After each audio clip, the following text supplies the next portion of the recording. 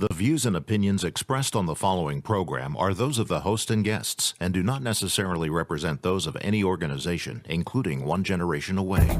The freedom of a people to choose its leaders is the root of liberty. Keep alive this experiment in liberty. Liberty, in case you've forgotten, is the soul's right to breathe. Government should be very minimal in protecting liberty. Peace cannot be purchased at the cost of liberty. The sturdy ground of liberty. Liberty once lost is lost forever. Fight for their liberty and for our security. Guarantees individual liberty. This great republic, born alone in liberty. Liberty. Liberty. Liberty. Liberty. Liberty. Liberty. Just how much do you want liberty? This is Liberty Nation with Tim Donner, cutting through the double talk, taking on the topics, going after what the politicians really mean, and making it all clear. For your freedom and your liberty. Liberty Nation with Tim Donner. He was ground zero in the Trump-Russia collusion delusion. And today, George Papadopoulos joins us and tells all about how he was set up as a patsy in the FBI sting operation that threatened to take down President Trump. Welcome back into Liberty Nation Radio, a production of LibertyNation.com, and heard from coast to coast on the Radio America Network.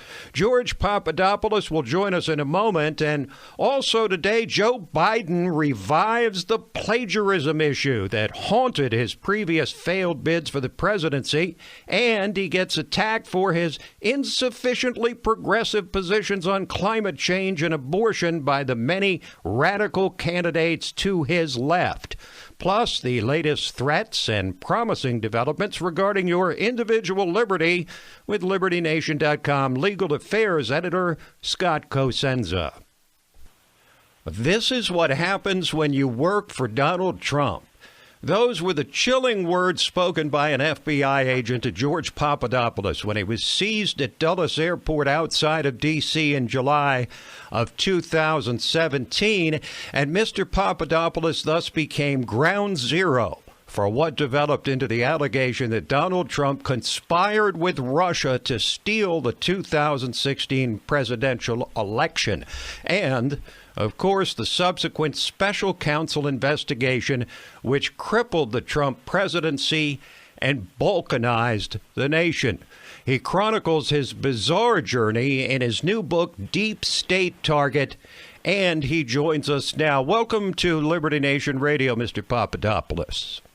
Thank you very much for having me. Looking forward to it. I appreciate it. So let's start at the beginning of this incredible saga. You're 28 years old. It's 2015, and after you've worked for a while as a foreign policy and world energy analyst in D.C. for think tanks like the neoconservative Hudson Institute, among others, you joined the Trump campaign. Trump is highly controversial, but he's winning. And despite being warned by others, you say to yourself, what's the worst that could happen? Well, you were soon to find out. You're in Rome, where you're introduced to a man claiming to be connected to the highest levels of government across the world, the soon-to-be infamous professor from Malta, Joseph Mifsud.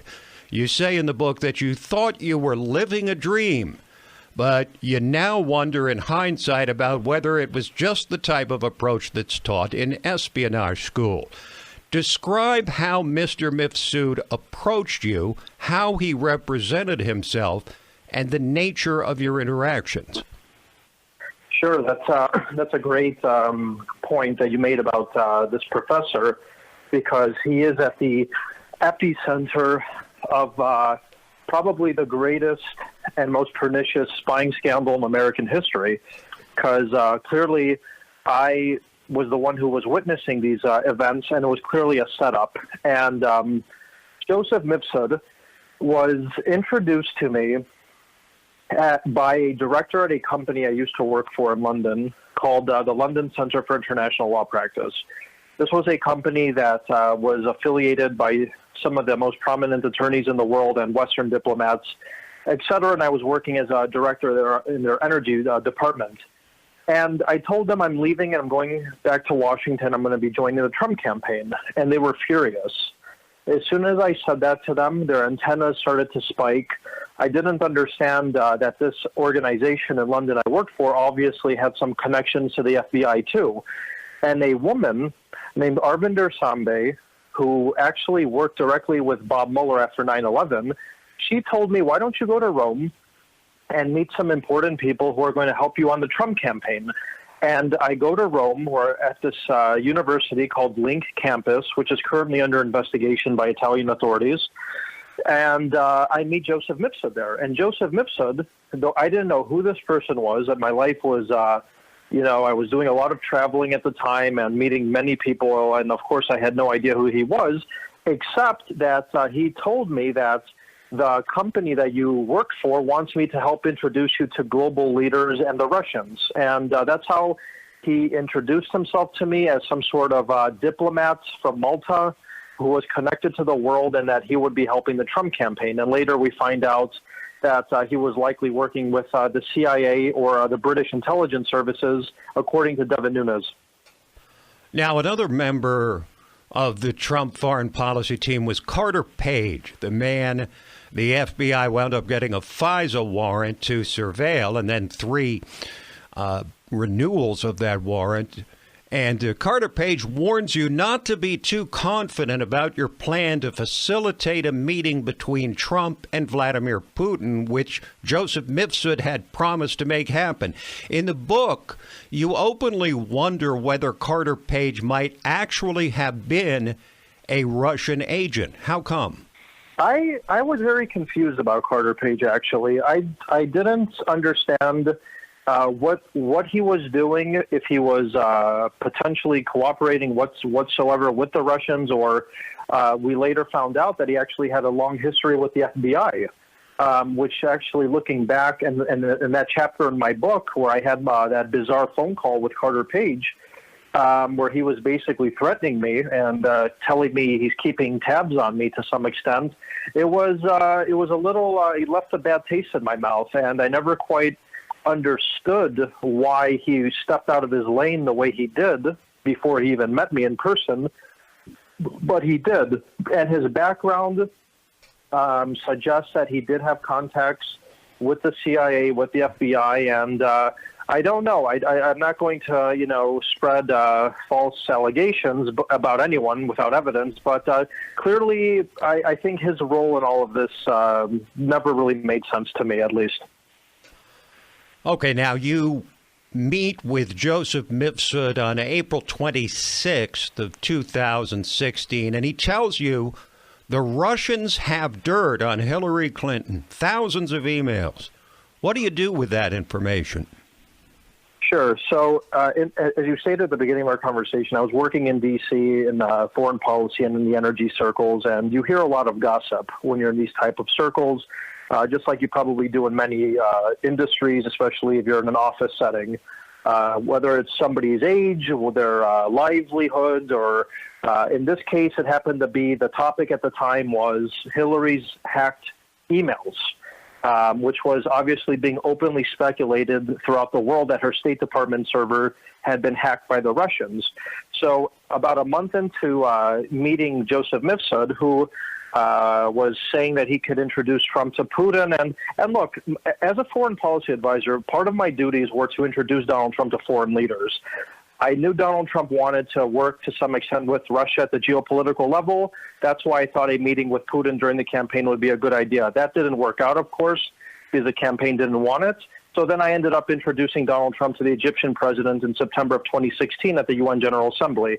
So that was part of my duty. So people just who are listening can understand that there was nothing illegal or nefarious or illicit going on about a campaign attempting to set up a foreign policy trip for the candidate that they were working for.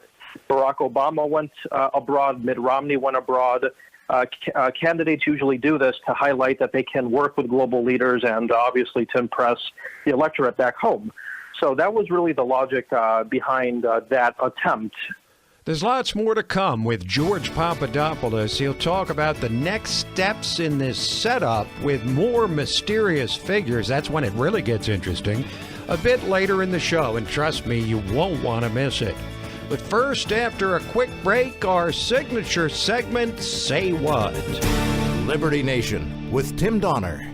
Exhausted by all the fake news? On LibertyNation.com's YouTube channel, facts and fresh, bold analysis are what you get without the leftist spin. Subscribe today to the LibertyNation.com YouTube channel because Truth is making a comeback.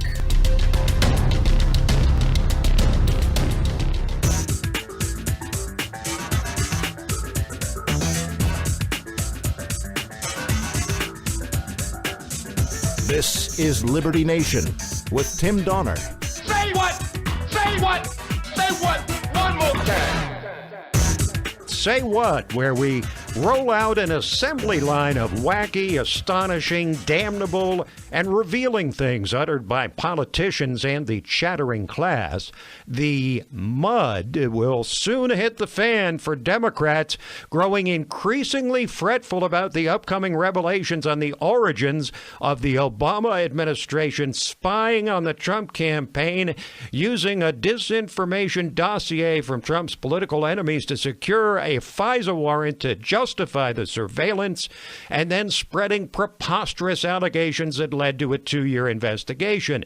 The Justice Department will soon release the findings from the Inspector General's internal probe, and then from Attorney General William Barr's own investigation into the matter. And in a revealing interview on CBS that ought to leave Democrats in something of a state of panic, Barr repeated his belief that the Trump campaign was spied on and that he's dealing with a lot of troubling questions.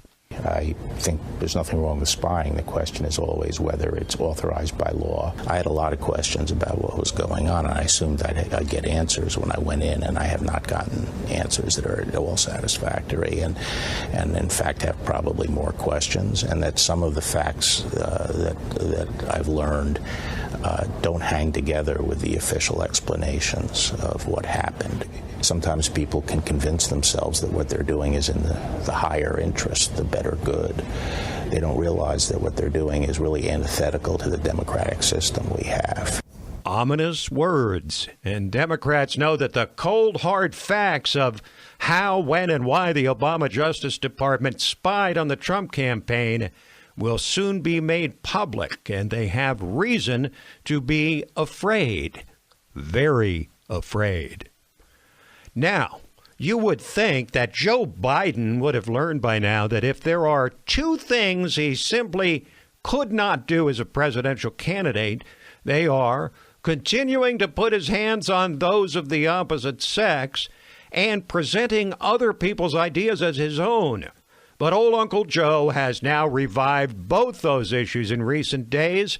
First, putting his arm around a 10-year-old girl for a picture and then making light of all those women he creeped out with his handsy conduct.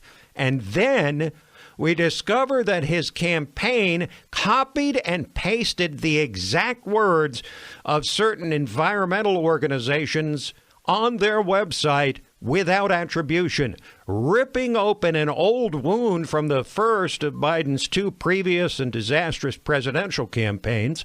That would be 1987, when he was forced to withdraw from the presidential race after it was discovered that he plagiarized a speech by British politician Neil Kinnock almost word for word. Here it was, 32 years ago.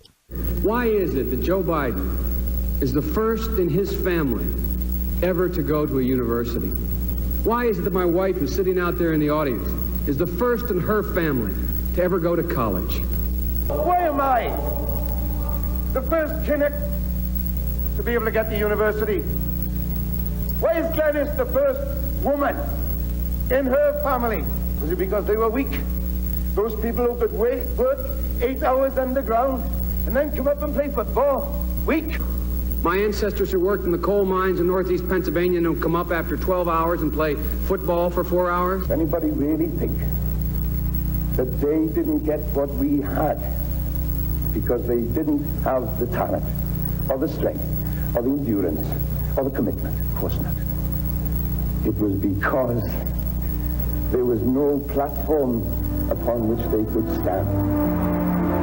No, it's not because they weren't as smart. It's not because they didn't work as hard. It's because they didn't have a platform upon which to stand.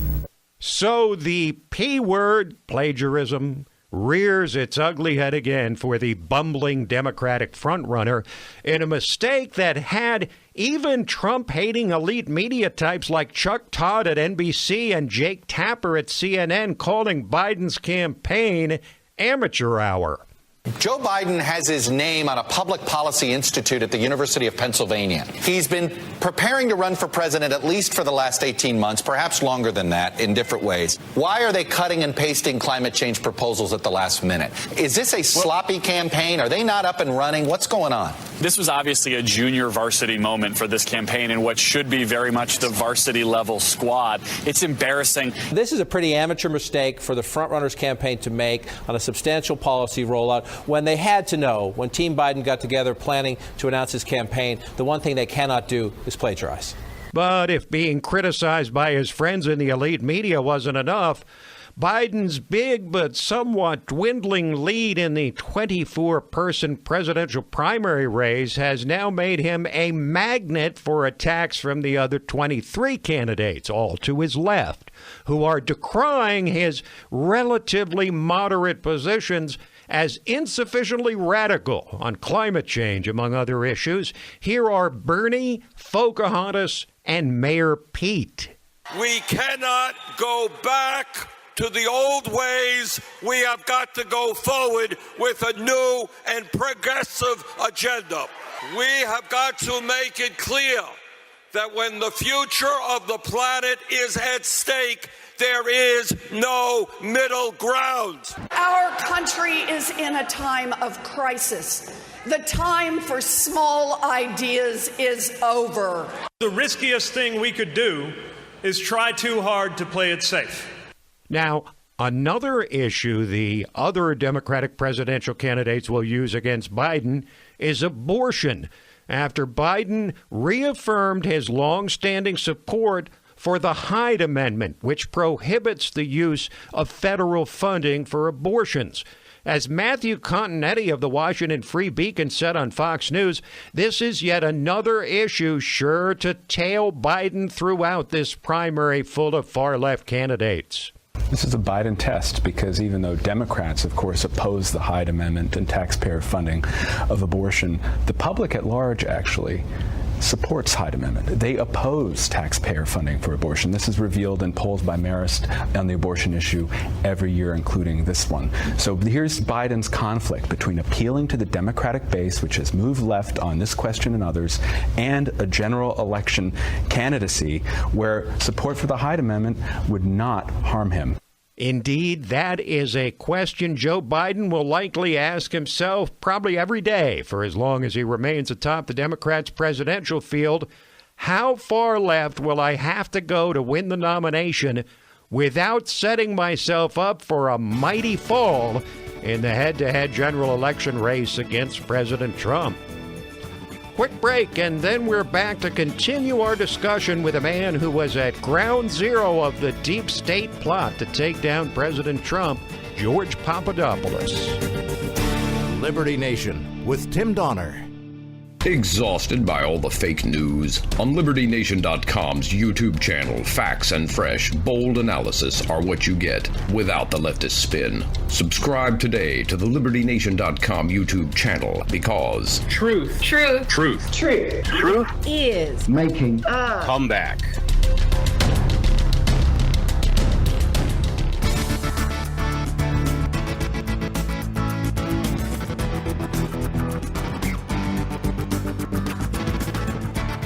What we have heard here today has been a political spectacle. We elect these guys to run the country. They're just not doing their job.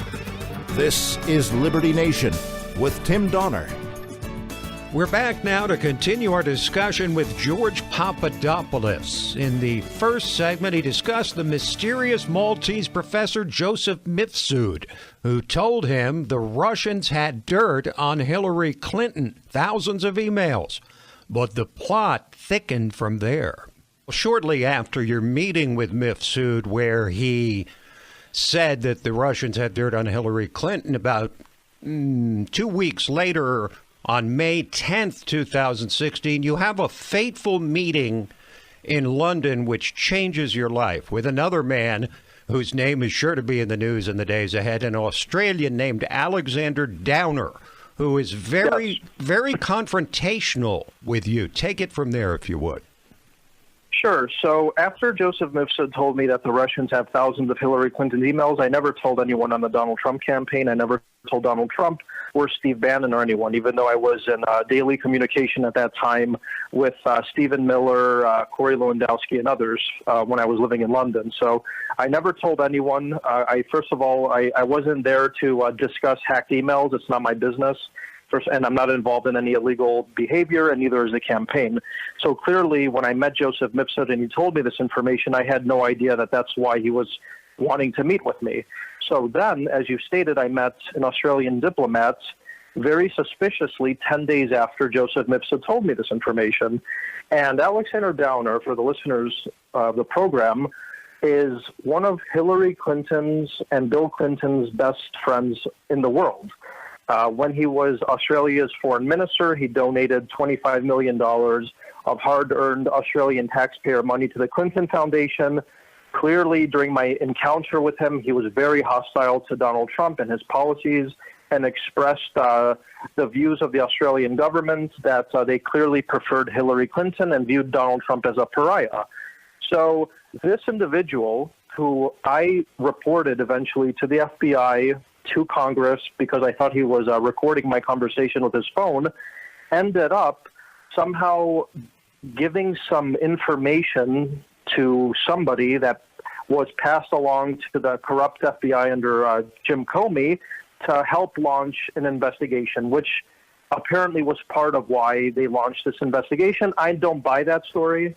I don't think William Barr buys that story. During his interview on CBS recently, he openly debunked that the investigation was launched in July, and it was launched much earlier than that. And it's in my firm belief, and I've been very open about this, and the president has been supporting my contention that the Australians were clearly in on this operation against us from the beginning.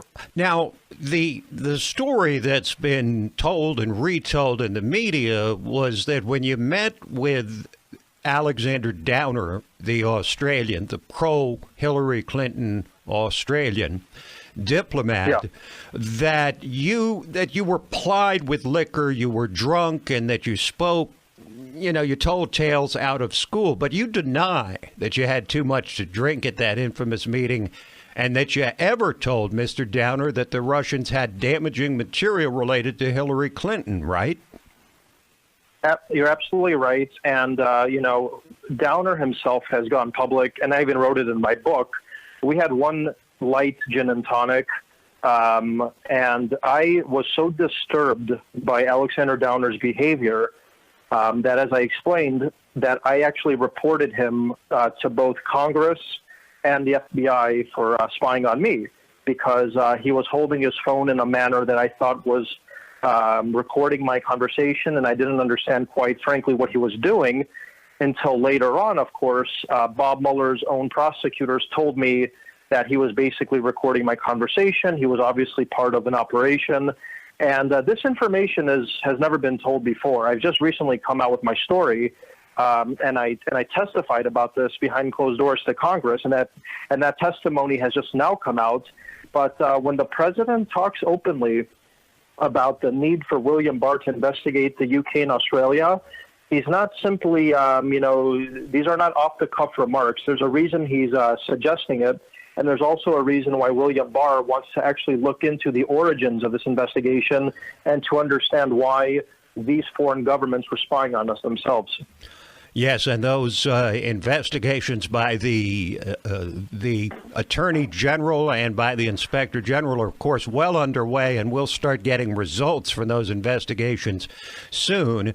But that meeting with Downer was in May of 2010. Let's fast forward 4 months to September 2nd, 2016, about 2 months before the election, and you get an email from a man you describe as a morbidly obese American professor at Cambridge University in England who sweats profusely and was nicknamed the Walrus, Stephen Halper.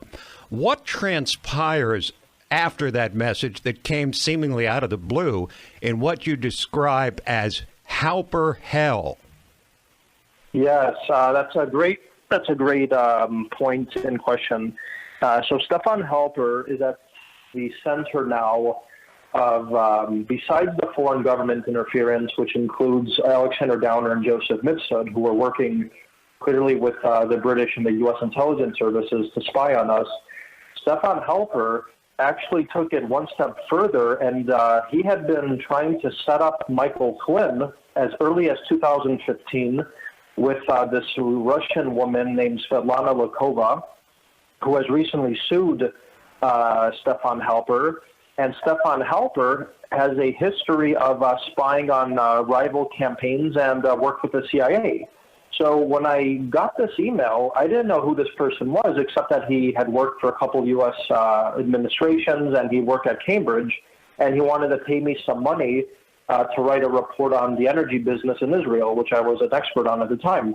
So I flew to London, and I was expecting just to have a normal business meeting until he introduces me to this assistant of his who the New York Times obviously wrote about, this Azra Turk, who clearly was an agent, and I was very suspicious about her.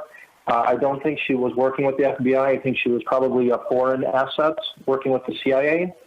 And he basically, as I explained in my book, A Deep State Target, is there to spy on me for my political and business ties in the Middle East and to assure that I'm not advising Donald Trump on those issues, and then to record my conversations, which he was doing over the 3 days we were there. And that's what Donald Trump has declassified. That's what members of Congress now are openly discussing regarding transcripts of my meetings with informants. And we're going to get to the bottom of who actually was handling this guy and why he was trying to entrap Flynn and me. Yes, I'm certain you're waiting with more breathless anticipation than almost anybody else at the results of these investigations by the Attorney General, on top of the Inspector General, whose report has been going on, or whose investigation has been going on for some time now. All right, so shortly after Trump shocks the world, wins the election, and takes office, the FBI interrogates you, and then months later, in July of 2017, the FBI snags you at Dulles Airport, throws you in jail, and ultimately accuses you of lying to them and facing up to 25 years in prison. Tell us how that whole thing went down. There was a very strange man named Charles Towell, who I think was part of an entrapment operation run by the special counsel against me. In March, April, May, June, July of 2017, about a month after the FBI came to my house trying to catch me in a perjury trap, which they ended up doing. And this man came to me under the fake auspice of wanting to do business with me and some sort of consulting, and he gives me $10,000 in cash in a room in Israel without me understanding why he's giving it to me, except that I thought that this was probably some sort of operation. As you saw in my book, I take this money, I go give it to my lawyers in Greece, where I was vacationing at the time, and I tell this individual, do not contact me again. A couple days later, I fly to Dulles, where I had an interview waiting with Fox News, actually, at the time, and I'm arrested at an airport without the agents telling me what I had done wrong. They're looking through my bags, looking for this $10,000. Which now there's been reports that the special counsel himself and his team actually directed at me, which is a whole new can of worms that you're going to probably see some headlines about over the next months. And I'm basically told that this is what happens when you work for Donald Trump by some very aggressive agents of the FBI after I'm in a daze and jet-lagged after coming off a 12-hour flight. So I don't know what's happening. I'm basically thrown in a cell as if I'm a narco dealer or a terrorist. They probably were treated better than I was as an American citizen. And then I'm looking at a judge the next day without being told what I had done wrong, and the judges and the prosecutors are saying you're looking at 25 years in prison without me understanding what I had done. So the whole situation was incredibly chaotic. This entire investigation, as I detail in my book, was clearly pre-planned, orchestrated, involved foreign governments, foreign intelligence, a weaponized U.S. intelligence, in order to assure that Donald Trump would not win the 2016 election. And if he did win, as you explained at the beginning of our conversation, his presidency would be crippled by a witch hunt, which I don't agree that his presidency was crippled. I think he did a great job. I think the economy and the U.S. has rebounded tremendously under President Trump, but still, it was an unnecessary intrusion into this country, and it did divide the country. And I think what these new investigations are about healing this country and assuring what happened in 2016 never happens again to an American citizen, a political campaign, or the president himself. I thank you so much for sharing your story, not just with us, but with the American people. And thanks for joining us today on Liberty Nation Radio. Thank you so much for having me. That is George Papadopoulos. His book is Deep State Target: How I Got Caught in the Crosshairs of the Plot to Bring Down President Trump. We will break away and then come back with Talkin' Liberty. Liberty Nation with Tim Donner. And now it is time, some would say beyond time, to welcome back into the program our constitutional lawyer and LibertyNation.com legal affairs editor, regular contributor to the program, Scott Cosenza. Hello, Scott. Hello, Tim. All right, San Francisco police got a warrant to monitor a journalist's phone before raiding his apartment. What is the significance of this story? This is the Brian Carmody writing about or releasing the details about the public defender Jeff Adachi's death. Now, Mr. Adachi was a critic of the police, as often public defenders are. You can imagine the San Francisco public defender might be especially critical of police. And some of the seedier details surrounding the circumstances of his death were revealed publicly. I don't mean this has nothing to do with the cause of death. Basically, there's an allegation he was cheating on his wife with some other lady at the time he died. And those details were leaked to Carmody. Now, they got a big black eye because those details weren't supposed to come out. So, in their zeal then to cover up their own unprofessionalism, the San Francisco police raided Brian Carmody's apartment with a sledgehammer, and they took all his electronic devices. It's been a scandalous event in San Francisco and against journalism. Well, now the new news is we know that the police had a warrant to both search his electronic devices at the time of the death of the public defender and ongoing afterwards. And this is all in violation of California's SHIELD law, which protects journalism and their products from this kind of invasion. Well, now, warrants are something that are issued, I would think, in your opinion, we discussed it before, way too easily. The bar is way too low for issuing warrants, and that includes FISA warrants like the kind that was procured by the Obama administration to spy on Donald Trump. Yeah, and those warrants are just always granted. Right. You'd think, Tim, and one of the reasons why I think this is even more newsworthy, that a San Francisco judge would have some respect for the rule of law when dealing with a journalist in the death of the public defender. Like, maybe let's get a second set of eyes on this warrant application. But Judge Rochelle East of the San Francisco County Superior Court did not do so. Now, there is another component of the story, which is that potentially Chief William Scott of the San Francisco Police Department lied to the judge and didn't say that Mr. Carmody was a journalist in the application for the warrant. So it's still a developing story, but a black eye on all of their You mean sort of like the Justice Department not indicating that the Steele dossier was actually a disinformation dossier collected by the Donald Trump's political enemies? Yes, I mean, sir. there are analogies, you got to admit, Yeah, Scott. it's But true. let's move on to the Eighth Circuit Court of Appeals, which ruled that cursing at a traffic cop, which is something common to many, if not most Americans, does not constitute a crime. Whew, thank goodness for that, Scott. Yeah, Fort Smith, Arkansas is not like the Northeast where we grew up, Tim, where cursing at a traffic cop is done for sport, I think. We see these cases quite often where police officers take offense at people who take offense to them and then sort of try to impose their judgment and offense against them with their arrest powers improperly. Unfortunately, there's no one, I think, Supreme Court case that controls in this instance, but each circuit has had to go through, it seems like, and knock these sorts of claims down. So I think it's very refreshing. It's not refreshing that Trooper Legarian Cross from the Arkansas State Troopers thought that it would be okay to throw somebody in a cell for 8 hours for the crime of cursing at him.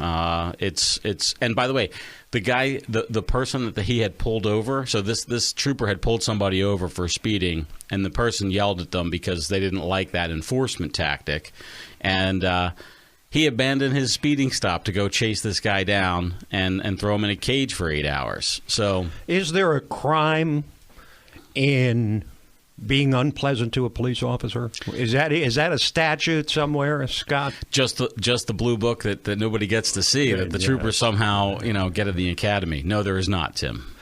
All right, Donald Trump has been perceived and for the most part, rightfully so, as a pro-Second Amendment president. However, months ago, in a story we discussed, he came out in favor of banning bump stocks after the Las Vegas massacre of many months ago.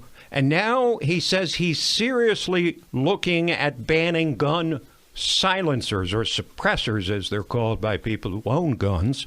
What's this all about? Why is he on the case of silencers? Well, I raised my eyebrows when you said that he was perceived as being a good pro-Second Amendment president. I think that for the gun community, there was a giant sigh of relief that Hillary Clinton, who they were all convinced would be one of the worst presidents in American history on gun rights, as she promised to be, that Trump wasn't that. But I wonder if he's actually done anything for gun rights, besides the absence of the ante, right? Mm-hmm.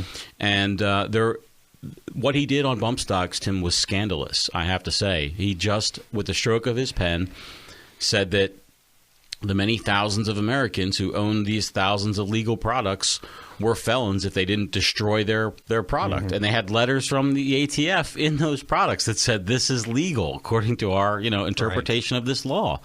And there's a threat now that he may try to do the same thing with silencers or suppressors, as you correctly note, because they don't actually make a gun silent. They just massively reduce what people hear in part of what they hear with a gunshot is the rapid expansion of the air and the contraction of the air at the point of the muzzle blast. Well, what a silencer or suppressor does is just helps control that in a way that greatly reduces the noise. But one thing that's massively different between the suppressors and the bump stocks, and I think I'm telling you new news for you, Tim, is every suppressor that's legally owned in the United States is registered with the ATF. So to ban bump stocks, you have to go try to find out where the bump stocks are. You don't necessarily know. The federal government knows where every legally held suppressor is. It's registered with the government. Okay, thank you, Scott. Thank you. This program, Liberty Nation Radio and LibertyNation.com's own podcasts, The Uprising, hosted by Scott, and The Rabbit Hole. Politics and Prose with our managing editor, Mark Angelides, all available to you on demand at LibertyNation.com and from fine podcast providers everywhere. So, that is it for this week, but we'll be back at you next week, same time, same station. Till then, this is Tim Donner saying stand up for liberty. And we'll see you next time on Liberty Nation Radio.